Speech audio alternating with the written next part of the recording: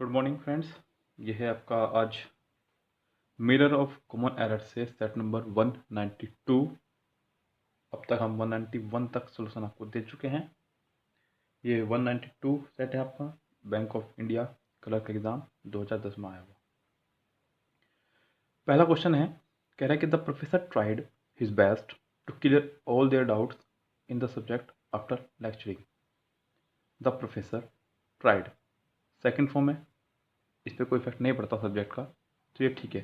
His best, कल मैंने article में ही आपको पढ़ाया कि सुपरलेटिव डिग्री से पहले कोई भी डिटरमाइनर आ सकता है, तो ये आपका सुपरलेटिव डिग्री से पहले आया हुआ एक डिटरमाइनर है, तो ये भी आपका ठीक है person. His best to clear, to के बाद वर्ब की first form, all their doubts in the subject after his lecturing. जो आपका हिज है इसको देख लीजिए एक बार। ये जो हिज है आपका, his, my, our, your, their, ये सभी आपके पॉजेसिव एडजेक्टिव क्या है, सभी की सभी है पॉजेसिव एडजेक्टिव, यानी कि इनके बाद आपका कोई नाउन आना चाहिए।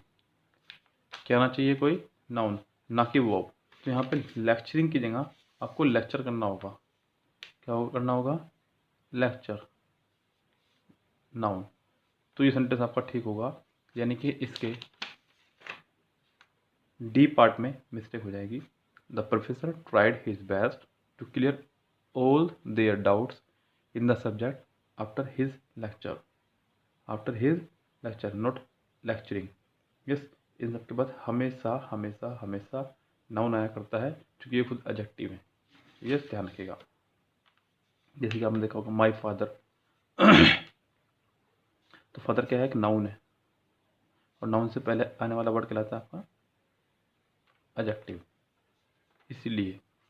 क्लियर बात? चलते सेंटेंस नंबर 2 पे। ये रहा सेंटेंस नंबर 2। कह रहा है कि George had already submitted his the document even before you ask for it. यहाँ आर्टिकल प्रोग्राम है। कह रहा है कि जॉन हैड, हैड भी कॉमन है, हैड के साथ थर्ड फॉर्म लगाया, ऑलरेडी आया हुआ है, इसलिए सेंटेंस परफेक्ट बनाया। मैंने आपको बताया था कि अगर सेंटेंस में recently, already, just now, yet, so far, up till now आदि कुछ इस तरह के वर्ड हों, तो सेंटेंस हमेशा परफेक्ट में बनता है। किसको बनता है सेंटेंस? हमेशा परफेक्ट में। तो ये सेंटेंस इसलिए परफेक्ट बना है। सबमिटेड हिज द डॉक्यूमेंट, लेकिन यहाँ गलती इस पार्ट में है। जैसे मैंने आपको बताया उससे पहले सेम मिस्टेक वही है कि हिज, माई, ओवर, योर, ये सब आपके पॉजिटिव एडजेक्टिव हैं। इनके बाद आने वाला नाउन तुरंत बाद आता है, इस बीच दा नहीं आता। क्यों? क्योंकि ये पॉजिटिव एडजेक्टिव तो है ही, साथ ही साथ इनको डिटरमाइनर की श्रेणी में रखा गया है। डिटरमाइनर कौन कौन से हैं? ये कल वाली आर्टिकल की वीडियो पड़ी है हमारी, article part 2। Yes, article day 2 by सोलोजन सर, ऐसा डालिएगा यूट्यूब पे मिल जाएगा, नहीं तो हमारे चैनल पे ही आपको वीडियो मिल जाएगी। डिटरमाइनर यानी कि my, our, your, their, his, her, the, a, an और भी बहुत सारे, लेकिन ये मैंने कल आपको पढ़ा है, फिलहाल नहीं का जिक्र करूँ मैं। तो मैंने आपको पहले भी कई बार बताया हुआ, सेम ही कैटेगरी के दो वर्ड, सेम कैटेगरी के दो वर्ड कभी भी एक साथ नहीं आएंगे, ये ध्यान रखें आप। तो ये यहाँ पे आप सेंटेंस में जैसे माई भी आ जाए और दा भी, तो ऐसा यहाँ कभी नहीं होगा। जैसे कि हिज भी आ गया और दा भी, तो ये सेंटेंस सही नहीं होगा, यहाँ से आपको दा हटाना होगा।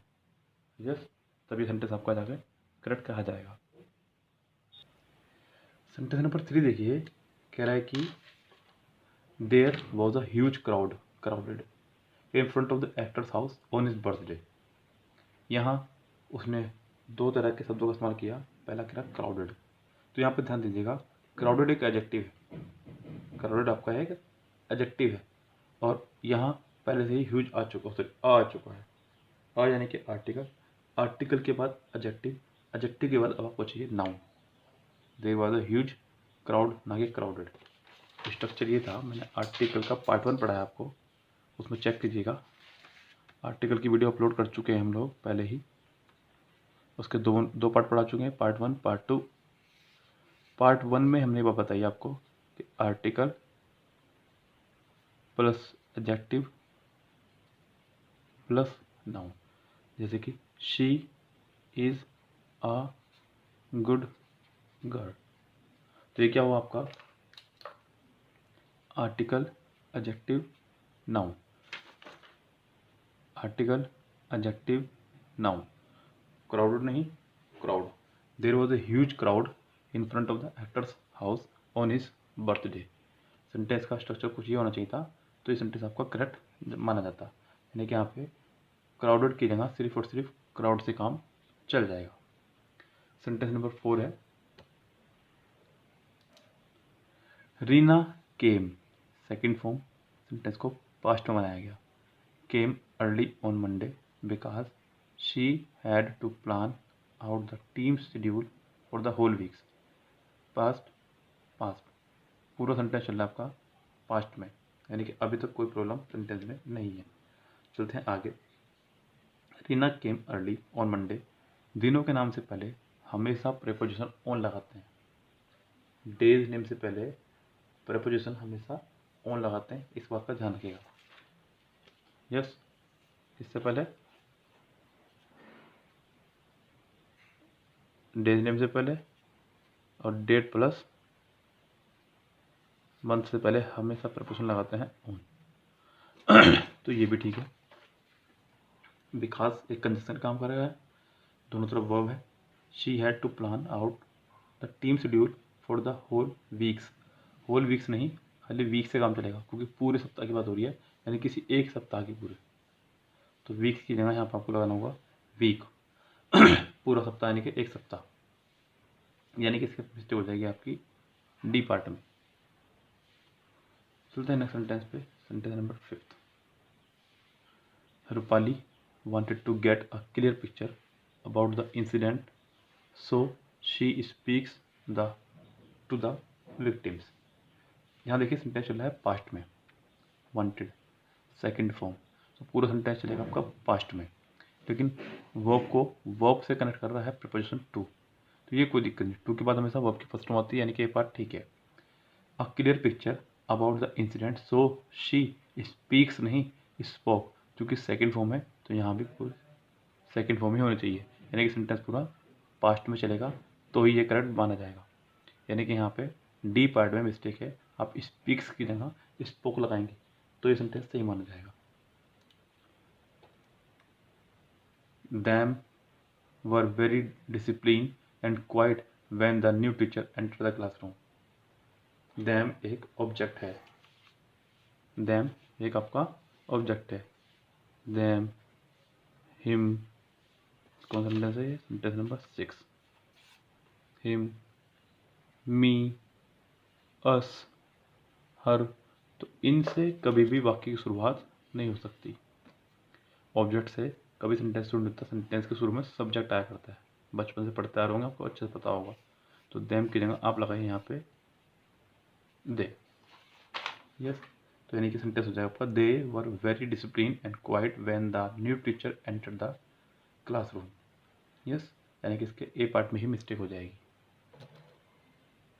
Sentence number 7, the door was open but no one were there at home last night. Last night मतलब सेंटेंस सिंपल पास्ट बनेगा, यानी कि सेकंड फॉर्म आएगी, इसलिए यहाँ पे सेकंड फॉर्म आई बी की वॉज। ये मेन वर्ब की तरह यहाँ आ रहा है,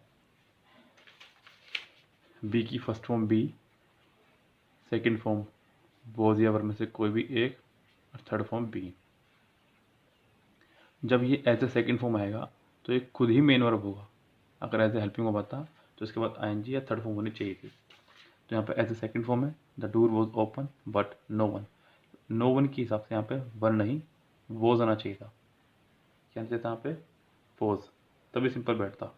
क्योंकि कह रहे जब उसने वन, जैसे भी जितने भी आपके ये नो वन, वन वाले सारे, anyone, everyone, anyone, someone, और नो बडी यानी कि बड़ी वाले सारे, nobody, anybody, somebody, everybody, और उसके अलावा जितने भी आपके each, every, either, neither, none, इन सब के साथ हमेशा सिंगुलर वर्ब लगेगी। ये ध्यान रखिएगा आप, हमेशा सिंगुलर वर्ब। तो यहाँ पे वर्ब की जगह वो जाएगा। Sentence number 8। All those whom were at the concert could not stop praising her performance। यहाँ सेंटेंस में लगाया उसने whom। यहाँ whom और whom में एक छोटा सा डिफरेंस आप समझ लें पहले, तो सेंटेंस में आगे बढ़ा जाए। यस, ये ध्यान रखिएगा खूब अच्छे से। देखिए whom आपका एक ऑब्जेक्ट है और who आपका एक सब्जेक्ट। ये ऑब्जेक्ट है और ये एक सब्जेक्ट, और ऑब्जेक्ट के बाद कभी वर्ब नहीं आया करती, ये भी ध्यान रखिएगा। लेकिन सब्जेक्ट के बाद वर्ब आया करती है। जब भी आपको किसी सेंटेंस में ये डाउट हो कि हुम आएगा या हु, आप सेंटेंस में आए हुए पहले सबसे पहले सब्जेक्ट और वर्ब की तुलना कर लें। अगर ये दोनों बराबर हैं तो ठीक, अगर बराबर नहीं है तो आपको सब्जेक्ट की ही जरूरत होगी। ऑल दोज एक सब्जेक्ट, हुम वर एक वर्ब, ये रही आपकी वर्ब, वर्ब नंबर 1। दूसरी वर्ब ये रही, कुड नॉट स्टॉप को पूरी एक वर्ब माना जाएगा, दूसरी वर्ब। सेंटेंस में एक सब्जेक्ट वर्ब 2 हैं, तो आपको यहाँ हुम को हु बनाना होगा, तभी ये भी सब्जेक्ट बनेगा। 2 सब्जेक्ट और 2 वर्ब हो जाएंगी। ठीक है, मैंने आपको बताया अगर सेंटेंस में सब्जेक्ट और वर्ब बराबर हो तो हुम, सब्जेक्ट और वर्ब बराबर ना हो तो हुम को हु बनाइए, तो ही आपका काम चलेगा, वरना सेंटेंस गलत हो जाएगा। यानी कि इस सेंटेंस के ए पार्ट में ही मिस्टेक बन जाएगी। Sentence number 9। Anemia occurs due to the deficiency of hemoglobin in a person's blood। Anaemia एक बीमारी का नाम है, खून की कमी को बोलते हैं, इसलिए सिंगुलर लगाई। बीमारियाँ जितनी भी हैं उनको सिंगुलर माना जाता है, चाहे कोई सी बीमारी हो, चाहे भले ही बीमारी के नाम में भी ऐसे एस आ रहा हो या ना आ रहा हो। जैसे कि एक बीमारी का नाम है मम्प्स, इसके आखिरी में भले ही ऐसा आ रहा है लेकिन ये फिर भी सिंगुलर ही मानी जाएगी। मम्प्स इज अ डिजीज, आपको सिंगुलर वर्ब का ही इस्तेमाल इसके साथ करना होगा। यस, ठीक है। Singular verb due to the deficiency of haemoglobin in a person's blood, बिल्कुल ठीक है सेंटेंस। इस सेंटेंस में कोई एरर नहीं है, यानी कि इसकी हो जाएगी आपके ई पार्ट मिस्टेक, यानी कि नो एरर। मिस्टेक का मतलब sentence number 10। Please right your name and address on the bag before you misplace it again. यहाँ सेंटेंस में फर्स्ट फॉर्म का इस्तेमाल किया गया, यहाँ भी फर्स्ट फॉर्म का इस्तेमाल किया गया। बिफोर से जुड़ा है सेंटेंस, दोनों तरफ वर्ब है, यानी कि इसका मतलब एज ए कंजक्शन काम कर रहा है। Please right your name and address on the bag before you misplace it again. तो सेंटेंस पूरा ठीक है, इस पार्ट में भी कोई मिस्टेक नहीं है, यानी कि इसमें भी हो जाएगी आपकी ई, यानी कि लास्ट के 2 सेंटेंस नो एरर थे, दोनों के दोनों। यस, तो ये था मेरे द्वारा आपको दिया गया सेट नंबर 192 का solution, mirror of common error से। मिरर ऑफ कॉमन एरर से बहुत अच्छी बुक, कॉमन एरर और ग्रामर के लिए सबसे बेस्ट बुक। यस, साथ ही साथ हमारे द्वारा दिए गए आर्टिकल का भी सोल्यूशन आप देखते रहा करें। आर्टिकल चैप्टर का हम लोग नोट्स प्रोवाइड करा रहे हैं आपको, क्लास नोट्स, तो उसको ज़रा ध्यान से देखते रहा करें आप और नोट्स बनाते रहे। चलते हैं वे, फिलहाल आपसे लेते हैं विदा। Have a nice day, see tomorrow, शब बखैर, गुड नाइट, बाय बाय।